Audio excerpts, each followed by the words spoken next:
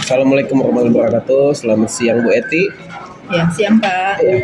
Nah, izin Bu, mungkin Ibu sudah kenal dengan saya Bu, tapi di sini akan sedikit izin saya merekam sebagai ini wawancara untuk menjadi sumber data dalam pekerjaan tesis saya Bu. Perkenalkan, saya Setyaki, saya kerja di BPJS sekaligus mahasiswa S2 di UGM Jakarta. Nah, di sini Bu, maksud saya di sini, saya itu lagi mengambil tesis mengenai analisis strategi bisnis BPJS nih untuk pekerja informal. Nah, di situ BPJS Tenagakerjaan sendiri strategi bisnis untuk pekerja informal itu dianya mengandalkan sistem perisai namanya itu.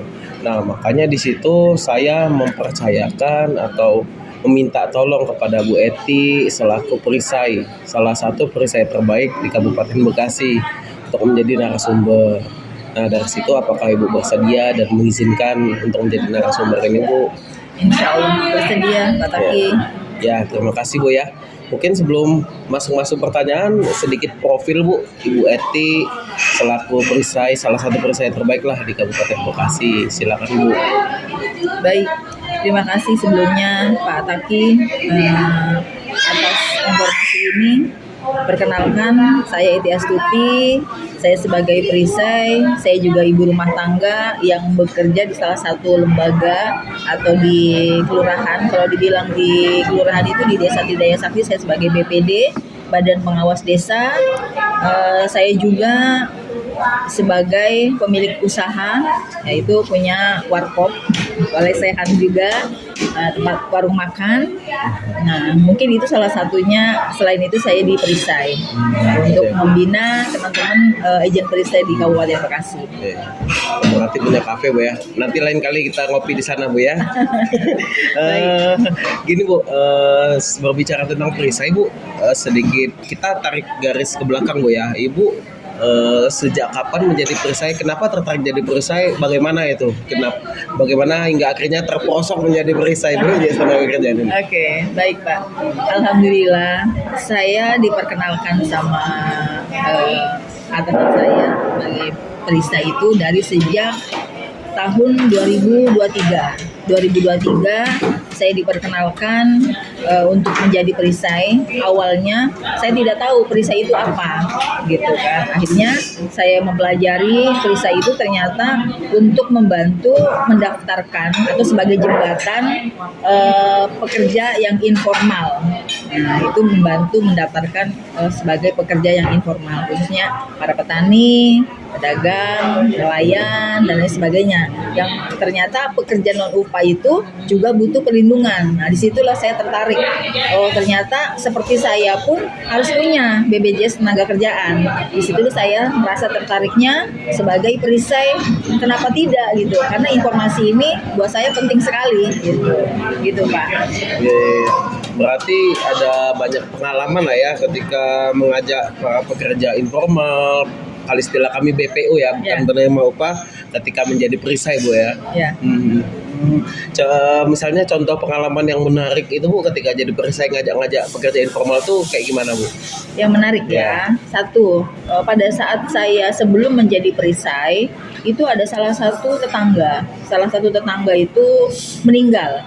Nah, ada meninggal dan mereka kerjanya sebagai satpam, itu penjaga sekolah.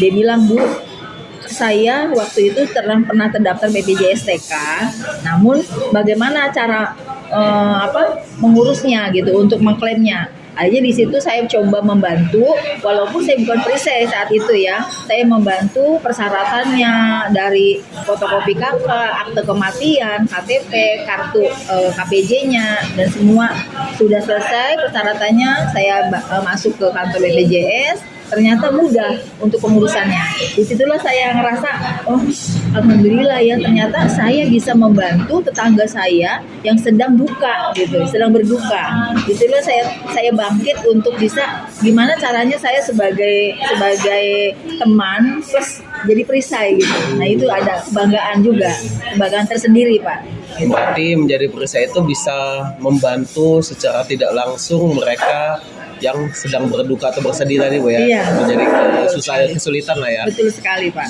Iya. Nah ini Bu, Ibu itu kan selama saya di sini juga saya melihat perkembangan Ibu sebagai perisai Kabupaten Bekasi. Ibu salah satu perisai yang produktif di Kabupaten Bekasi ini Bu. Nah dari proses Ibu ini tantangan terbesar Ibu buat mengajak-ngajak peserta informal tuh kayak gimana Bu? Oke, baik. Tantangannya memang banyak ya, tidak mudah di lapangan untuk mengajak teman-teman atau tetangga apapun yang lainnya. Karena satu, masyarakat tahunya BPJS Tenaga Kerja itu hanya untuk pekerja atau PU, yang pekerja yang punya gaji. Maka setiap kali saya cerita, ini loh manfaat BPJS Tenaga Kerja, itu tuh hanya mendengarkan saja, tapi tidak mau tahu gitu loh. Intinya kan saya tidak bekerja, itu sangat sulit Pak menjelaskannya. Tapi lama pas ada bukti yang saya membantu tetangga saya yang meninggal itu, baru tuh pada mau tahu. Jadi oh ternyata ini loh manfaat BPJS Tenaga Kerja, tidak sesulit apa yang kita bayangkan gitu ya. Tidak sesulit itukah yang kita rasakan. Ternyata kita mudah juga gitu loh. Nah, baru di situ masyarakat tahu manfaat BPJS Tenaga Kerja gitu. Berarti lebih ke literasi masyarakatnya ya, Iya. mengetahui banyak ya. Tapi sering tumpang tindih dak mereka ketika Ibu menjelaskan mengajak orang BPJS ke tenaga kerjaan, mereka nangkepnya oh ini BPJS kesehatan. Betul sekali. Ya, Ya. sepertinya banyak ya yang kayak gitu ya. Jadi memang balik lagi literasi karyawan ya dengan BPJS belum menjamah masyarakat yang Betul. Memang agak sulit juga Pak waktu pertama-tama. Jadi nggak mudah kita menjelaskan ini loh manfaat BPJS Tenaga Kerja. Oh saya sudah punya Bu BPJS Kesehatan gitu kan. Nah saya jelaskan, jadi dua-duanya itu saya harus pegang kartunya Pak. Ini loh kartu BPJS Kesehatan seperti ini, BPJS Tenaga Kerja itu ini, dan dua-duanya saya jelaskan manfaatnya, sehingga masyarakat yang tadinya awam banget, tadinya nggak mau banget, ternyata sekarang oh manfaatnya bener loh, dua-duanya saling menutupi, saling menunjang gitu, saling melengkapi. Itu loh intinya lama-lama kita akan mudah gitu bisa cerita ke masyarakat. Ya. Nah dari semua proses-proses Ibu dari kan sebenarnya perisai ini merupakan perpanjangan tangan lah jembatan dari BPJS Tenaga Kerjaan. Nah dari kantor cabang sendiri BPJS-nya ada dukungan nggak Bu atau bantuan, support, pendampingan atau seperti apa tuh? Oh gitu. Iya Pak, betul sekali. Jadi saya lebih lebih semangat karena dari kantor cabang perisai kami ini sangat membantu sekali, sangat support sekali untuk kita bantu sosialisasi gitu. Terus kayak support untuk pertemuan-pertemuan, kita adakan sosialisasi, kita menambah wawasan lah paling tidak gitu. Jadi kita dikasih pemahaman, dikasih pengetahuan juga, dikasih support juga sama kantor kita. Berarti memang pendampingan dan support ya. Iya. Iya. Nah, selain itu Bu, ketika kan Ibu juga dulu awal-awal agak kagok kali ya, agak ini ya. Nah, keberjalanan itu Bu, BPJS Ketenagakerjaan sendiri ada enggak Bu pendampingan seperti memberikan pelatihan untuk sosialisasi, pelatihan untuk menyampaikan materi di depan umum misalnya, ada enggak yang seperti itu Bu? Ada Pak, ada. Ya? Karena gini Pak, kalau yang namanya kita pekerja sosial atau sebagai perisai itu kan kerja di lapangan ya Pak ya. Jadi bagaimana caranya kita agar bisa mengedukasi, memberi informasi. Artinya kita juga harus belajar bagaimana cara pengetahuan tentang sosialisasi BPJS Tenaga Kerja. Paling tidak kita harus memahami gitu, pelatihan-pelatihan itu ya kita dapat ilmu-ilmunya. Nah kalau misalnya kantor cabangnya sendiri rutin Bu selalu mengadakan pertemuan misalnya sebulan sekali, 2 bulan sekali atau 3 bulan sekali? Iya, rutin iya, ya? rutin Pak, rutin karena kalau misalkan kayak ada izin yang baru itu kan butuh Pak ya, butuh yang namanya informasi apa sedetail apa tentang agent perisai di lapangan gitu. Jadi semakin banyaknya agent perisai, semakin sering juga kita mengadakan pelatihan-pelatihan Pak. Dan alhamdulillahnya kantor kami ini sangat support untuk itu Pak. Siap. Nah, bagaimana Ibu sendiri menjangkau pekerja-pekerja informal nih yang saat ini belum jadi peserta di wilayah Ibu atau ibaratnya ranah Ibu lah di sekitaran Ibu. Itu Ibu gimana caranya untuk menjangkau para pekerja yang belum terdaftar itu? Gitu? Oke, baik Pak. Jadi kami sebagai perisai memberi pemahaman atau memberi pengetahuan bahwa ini loh manfaat BPJS Tenaga Kerja jika Bapak Ibu terjadi kecelakaan atau meninggal dunia, itu yang bisa membantu atau yang bisa mengcover itu BPJS Tenaga Kerja, dan itu tidak ada namanya limit ya. Ya, untuk kecelakaan contohnya sebagai pekerja informal, sebagai supir ataupun tukang ojek. Jadi kalau tukang ojek ada apa-apa di perjalanan atau pedagang ada perjalanan, saya memberikan ibaratnya informasi ke mereka. Jadi kalau terjadi kecelakaan dalam situasi bekerja atau sebelum bekerja dan lagi bekerja atau sepulang bekerja dalam perjalanan, itu akan dibiayain sama BPJS Tenaga Kerja. Terus yang kedua, saya memberi pemahaman jika meninggal dunia BPJS akan memberi santunan. Nah, di sini teman-teman yang sudah saya edukasi atau memberi informasi kepada mereka, ternyata oh iya ya, segitu manfaatnya BPJS Tenaga Kerja. Artinya sedikit demi sedikit memang itu pertama agak berat, tapi kesininya insya Allah udah banyak yang mau Pak. Jadi lebih ke penginformasian atau sounding terkait manfaat BPJS ya, manfaatnya. Karena memang dirasa itu sangat berguna buat pekerja informal. Betul. Yang sangat rentan sekali kan kalau mereka terjadi sesuatu baik kecelakaan dan meninggal gitu. Nah, gini juga Bu, mau nanya Bu, di sini apakah dalam penggunaan dalam mempromosikan dan mendaftarkan peserta, apakah Ibu ada menggunakan promosi media digital misalnya atau media fisik kayak spanduk atau X-banner, atau misalnya Ibu iklanin lewat, kalau zaman sekarang kan kayak tadi anak Ibu kayak endorse atau iklan TikTok misalnya kan, apakah Ibu juga menggunakan media-media dan fasilitas seperti itu Bu? Ya, baik. Nah, kalau saya pribadi sementara ini hanya menunjang saja sih Pak, media ya. Media itu memang menunjang banget gitu ya untuk kita promosi. Tapi yang lebih akurat lagi jika saya bisa hadir ke tengah-tengah masyarakat Pak, memberi edukasinya. Jadi ketemu langsung, tanya jawab, kita perkenalkan perisai dan memberi tugas perisai itu seperti apa. Terus kita membantu untuk mendaftarkan, atau pada saat klaim kita juga memberikan solusinya. Nah, saya lebih suka adaptasi, jadi langsung berhadapan dengan masyarakat. Contoh, saya bisa hadir minta waktu ke Pak RT, minta waktu ke Pak RW-nya, atau saya minta waktu ke lembaga-lembaga yang artinya komunitas, maksud saya, mohon maaf, ke komunitas, ke posyandu ataupun yang lainnya Pak. Berarti memang Ibu lebih sering tampil langsung lah ya, tampil langsung.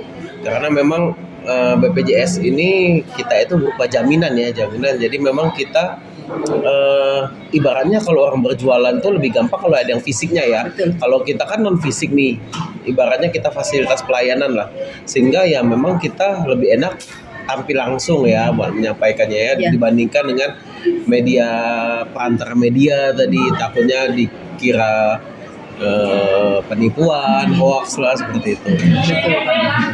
Nah, setelah Ibu sosialisasi itu Bu, respon masyarakat umumnya seperti apa Bu? Awal-awal responnya mereka kayak gimana? Akhirnya setelah Ibu jelasin mereka seperti apa Bu? Oke. Pertama memang kita agak sulit Pak ya, hanya sekedar ngobrol, bercerita, kita cerita tentang BPJS dan sebagainya. Nih, pertama-tama memang agak berat gitu loh, nggak langsung di situ, nggak langsung oh nih saya mau dong Bu, saya daftar. Rata-rata nggak seperti itu. Nah, cuman memang 1-2 pasti ada. Contoh, saya datang ke masyarakat, waktu itu ada arisan. Jadi pada saat saya di tempat arisan itu yang hadir 50 orang. Yang mendaftar paling banyak tuh 5 orang. Gitu, paling banyak 5 orang. Tapi dari 5 orang ini dia menceritakan lagi ke meyakinkan. Jadi meyakinkan ke teman-temannya. Jadi bukan saya kadang-kadang Pak yang meyakinkan, dari orang tersebut. Makanya kenapa saya bilang saya lebih suka ketemu langsung di masyarakat, sebagai figur, sebagai tokoh masyarakatnya Pak. Nah itulah tokoh masyarakat itu yang saya pegang, karena tokoh masyarakat itu rata-rata bisa menjelaskan dan bisa menguatkan orang tersebut Pak, seperti itu. Pernah terjadi penolakan dah Bu? Banyak sekali. banyak ya? Banyak. Banyak ya. Kirain lancar terus gitu ya. Banyak sekali ya. Pak. Tapi gini Pak, jadi setiap kali banyak saya penolakan itu buat cambuk buat saya. Oh. Jadi saya tidak pernah yang namanya hari ini saya tidak dapat akuisisi, ya tidak dapat peserta, itu bukan kegagalan saya. Tapi bagaimana caranya saya memperbaiki kualitas, bagaimana saya mensosialisasikan lebih bagus lagi, lebih diterima lagi sama masyarakat, seperti itu Pak.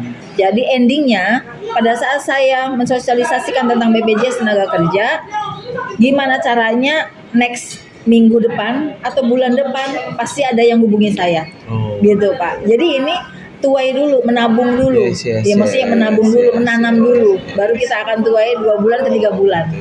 Berarti Ibu dalam hal ini sambil berproses dan juga mengevaluasi diri juga Bu ya, mengevaluasi diri biar menjadi berkembang untuk berikutnya ya. Betul, seperti Pak. itu ya. Siap. Nah, gini Bu, ketika Ibu melakukan proses tadi evaluasi diri, habis itu Ibu mencoba mengembangkan diri. Sebenarnya Ibu kan dibina juga oleh kantor BPJS Tenaga Kerja nih. Nah, kantor BPJS Ketenagakerjaan itu ada minta pertanggungjawaban seperti laporan kinerja gitu, atau mereka memang adain juga evaluasi kepada perisai-perisai, itu seperti apa Bu? Iya Pak, baik. Jadi memang betul sekali. Jadi kantor pun meminta untuk pertanggungjawaban seperti laporan ya, maksudnya laporan bagaimana Bu Eti dan ada apa. Memang selalu menanyakan. Jadi kesulitan di lapangan seperti apa? Kenapa saya bilang kami harus ada evaluasi setiap bulan. Dari kantor kita support untuk tentang ilmu-ilmu lah ya, ilmu-ilmu pengalaman-pengalaman, jadi memberikan edukasi juga nih kalau misalkan kalian kurang begini bla bla bla, jadi kami selalu diajarkan Pak.